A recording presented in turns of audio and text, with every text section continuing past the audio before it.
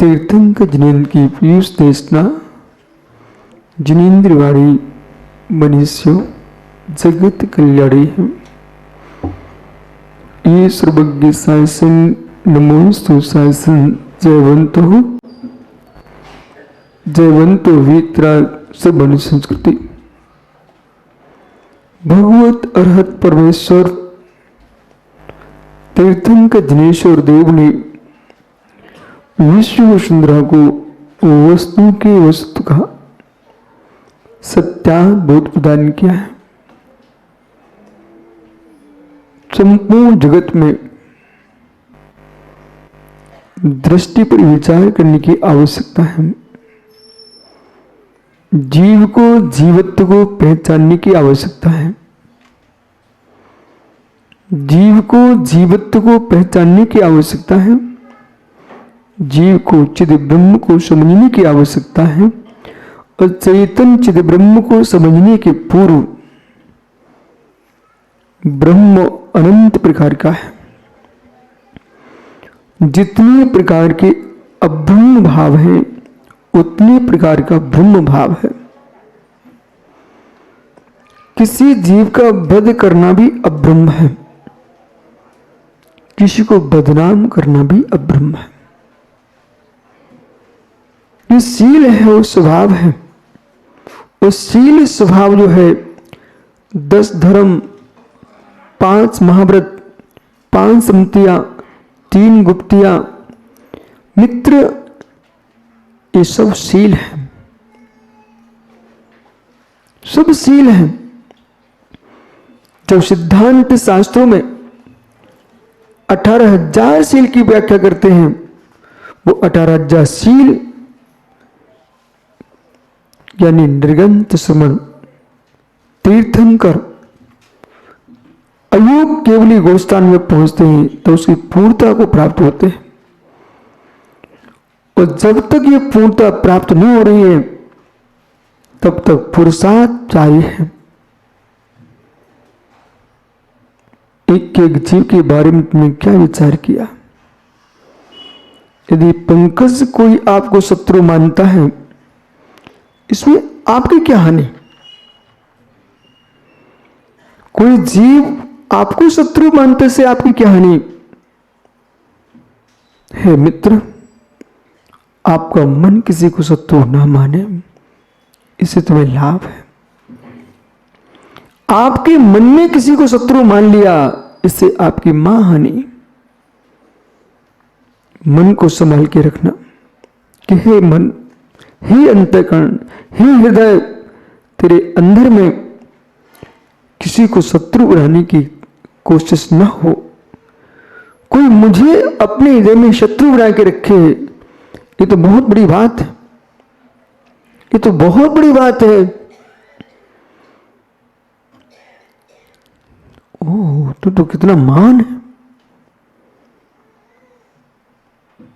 जगत के लोग, भव्य जीव, मुमुक्षु, वे 3 लोग के नाथ के पास जाते हैं, कहते हैं हे प्रभु, तप पादो मम हृदय तपद्वय लीनम तिष्ठु जिनेन्द्र तावत यावन निर्वाण संप्राप्ति।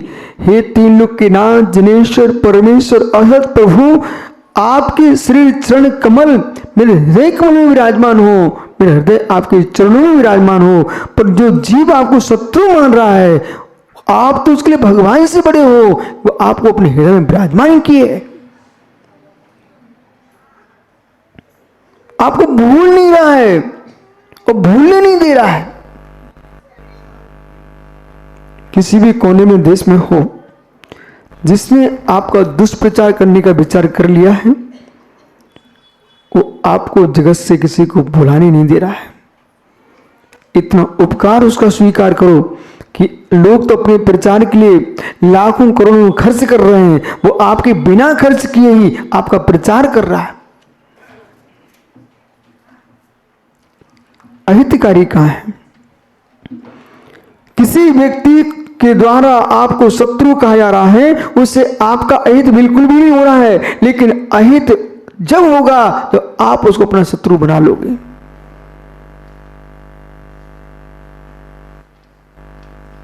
अहित नहीं हो रहा है। ऐसा मत सोचो कि मेरा दुष्प्रचार करके मेरी हंसी हो जाएगी। हंसी किसी के दुष्प्रचार से नहीं होती है, हंसी दुष्कर्मों से होती है। क्या रावण ने राम का दुष्प्रचार नहीं किया? क्या कंस ने नारायण कृष्ण का दुष्प्रचार नहीं किया? क्या कमट ने पारसनाथ का दुष्प्रचार नहीं किया? लेकिन क्या कर सके? कुछ भी नहीं कर पाए। इसलिए दुष्प्रचारकों से रक्षा मत करो, अपने दुष्परिणामों से रक्षा करो। परिणाम खोटे नहीं होना चाहिए। 5 महाव्रत शील है।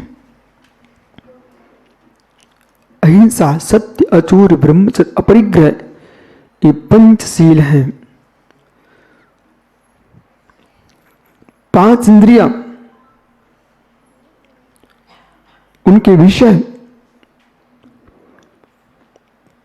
पृथ्वी, जल, अग्नि, वायु, साधारण वनस्पति, प्रत्येक वनस्पति, 2 इंद्रिय, 3 इंद्रिय, 4 इंद्रिय, पंचेंद्रिय, ये 10 पृथ्वी है। और 10 पृथ्वी जो है, इनके लिए पृथ्वी कायिक, जल कायिक, वायु कायिक, वनस्पति कायिक, ये 6 निकाय के जीव हैं। उत्तम, क्षमा, मार्दव, आर्जव, सत्य, शौच, संयम, तप, त्याग, किंचन, ब्रह्मचर्य, ये 10 धर्म हैं। इन सभी के लिए परस्पर में गुणा कर दो तो 18,000 शील हो जाते हैं। ये 18,000 शील हैं। इन 18,000 शील का पालन कब करेंगे आप? वनस्पति का छेद करने का परिणाम आ गया, तुम्हारे अंदर एक शील भंग हो गया। पंखे चला रहे आप, आनंद लूट रहे हो, एक शील भंग हो गया।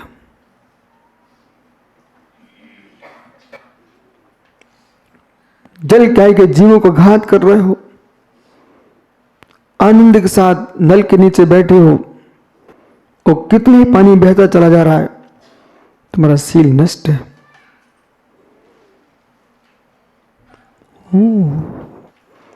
अग्नि जला रहे, जलती रहे, छोड़ के चले गए आप,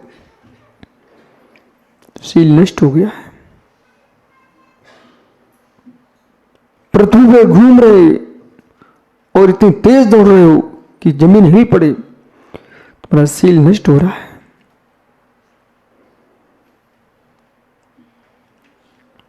सोचो, जितना आप सोचते थे उतनी शील नहीं है। एकमात्र नारी को छोड़ करके ब्रह्मचर्य का पालन करना, वो तो शील है ही। 18,000 शील की जब व्याख्या करोगे तो मित्र, असत्य बोलना भी कुशील है, सत्य बोलना शील है। अहिंसा का पालन करना शील है, अचोरी का पालन करना शील है, ब्रह्मचर्य का पालन करना शील है और परिग्रह से आत्मरक्षा करना शील है।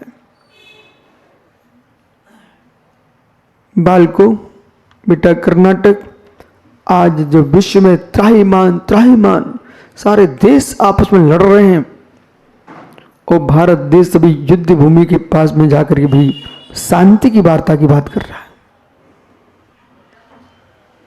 ये किसके पीछे लड़ रहे हैं? पंकज, इंजीनियर साहब, मित्र, ये देश किसके पीछे लड़ रहे हैं? एकमात्र कुशील के पीछे। कुशील के पीछे। परिग्रह कुशील है, अकिंचनशील है। क्षमा कुशील है, क्षमा कुशील है, क्षमा कुशील है। ठहरो मित्र, जिनके भीतर शील का जन्म नहीं है, जिनके भीतर सत्य का जन्म नहीं है, जिनके भीतर करुणा नहीं है, उन्हें क्षमा कुशील दिखती है, और जिसके भीतर धर्म है उसको क्षमाशील दिखती है। क्षमाशील है, क्षमाशील है। गुस्सा से भरा पुरुष आप समझाने जाओ, भाई ऐसा मत करो, उसे आपका समझाशील नहीं दिखेगा। वो कहेगा आप अपना धर्म अपने पास रखो, अपनी बुद्धि अपने पास रखो और मुझे अपना काम करने दो। क्या है? जिसको मानव पर दया नहीं है, वे पशुओं पर क्या दया दिखा पाएंगे? और जिसको अपनी मां बंधु पर ही दया नहीं है, वे मैं तो दूसरों पर क्या दया दिखा पाएंगे?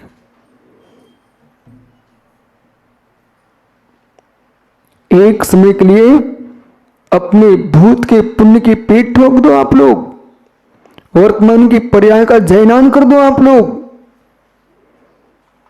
तुम जिस कुल में जन्मे हो, वहां व्यर्थ में वृक्ष की डाली भी नहीं तोड़ी जाती है। किसी जीव के प्राण कैसे लिए जा सकते हैं? लोग आश्चर्य करते हैं, मंत्री लोग आश्चर्य करते हैं, उनकी आंखें फड़ी रह जाती हैं।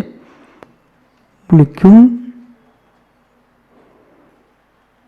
कि विश्व में ऐसा भी धर्म हो सकता है, ऐसी भी समाज हो सकती है, ऐसे भी साधु हो सकते हैं। एक बार पानी पीते, एक बार भोजन करते हो, निर्वस्त्र रहते हो, प्रकृति के साथ प्रकृति में जीते हो। ओहो, और किसी जीव की हिंसा के बारे में सोचना तो दूर है, मन में भी सोच विकृत हो जाए, उसका प्रायश्चित करते हो। ऐसा धर्म, ऐसा दर्शन भारत की भूमि में है।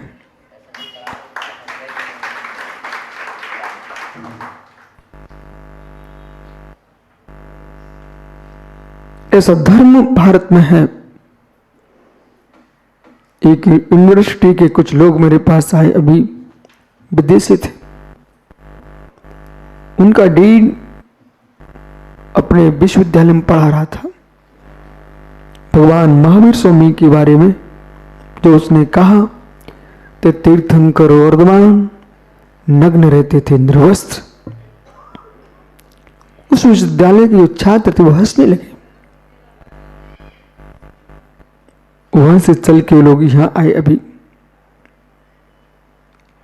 कुछ दिन पूर्व।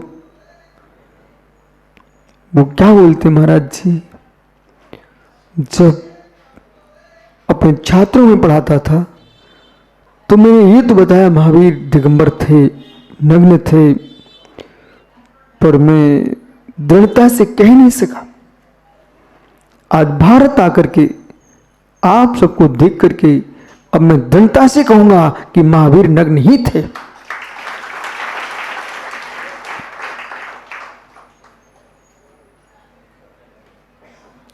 शून्य साधना पे जा तो आनंद में प्रवेश हो जाता है जीव का। हिंसा से शून्य, परिग्रह से शून्य, अचोर से शून्य, असत्य से शून्य, अब्रह्म से शून्य, शून्यता की ओर जाएगा तो आनंद की ओर चला जाएगा, आनंद की ओर जाएगा। दिगंबरत्व जो है वो शून्य की साधना है। मैं सभी लोगों से प्रश्न मेरा और सारे विश्व से प्रश्न है, जितना भजन मस्तिष्क पर होता है कष्ट होता है कि आनंद आता है? जितना भजन होता है कष्ट होता है कि आनंद आता है? आप लोग बोल रहे हो, जितना भजन होता है कष्ट होता है कि आनंद आता है? बंद क्यों हो गए? बोलो ना। कष्ट होता है। मतलब एक व्यक्ति के सिर पर वजन है, स्वयं के सिर का वजन कंधे पर रख लेता है, तब भी शांति मिलती है उसको, भले शरीर से नहीं हटा।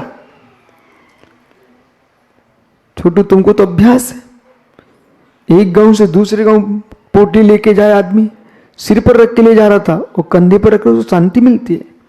और एक कंधा दुखने लगे तो दूसरे कंधे बदल लेता है, तब शांति मिलती है। एक हाथ में थैला टांगे हुए थक जाता ना, ये पूछो बड़ों से यात्रा में निकले हैं, दूसरे हाथ में ले लेते, अटैची बैग बराबर ना।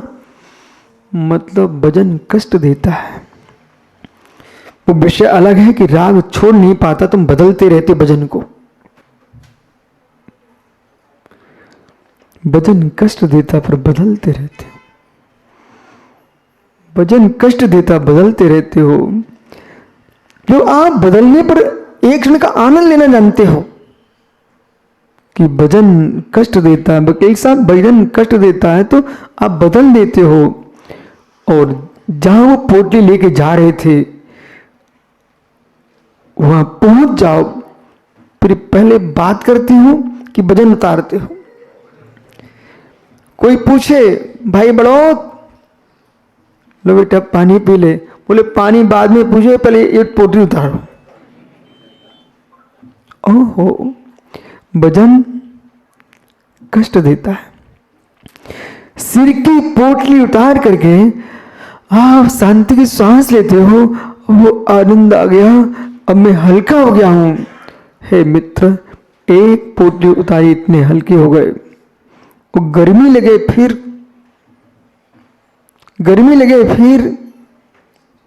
मैंने देखा आपके बड़ौद में मित्र, आपके भोपाल में भी देखा है, अच्छी मस्त गर्मी पड़ रही थी, लोग ऐसे करते हला, और दूर हटो दूर हटो दूर हटो, थोड़ा गर्मी आ रही, और धीरे से बोलते बोलते वो शर्ट का बटन खोलता है। बोले गर्मी लग रही है, मैं देखता है शर्ट का बटन खोल रहा है। अतुल के भैया, ओहो, बटन खोलता है। बोले गर्मी लग रही, और धीरे से पूरी शर्ट उतार करके बनियान में आ जाता है।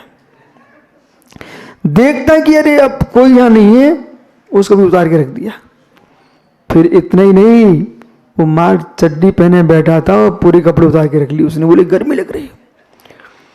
मित्र, संसार में जो गर्मी लगने पर तुम कपड़े उतार सकते हो, जिसको पापों की गर्मी लगती है वो दिगंबर हो जाता है। तो मित्र, गर्मी लगती है तो दिगंबर हो जाता है। भजन में कष्ट है, भजन में कष्ट है, सर्वत्र भजन में ही कष्ट है। कितना कष्ट है भजन में। संग्रह के बाद विसर्जन, भजन में कष्ट है। समझ भाई, जितने देश में पागल हो रहे हैं उन सबसे कहो भजन हटा दो।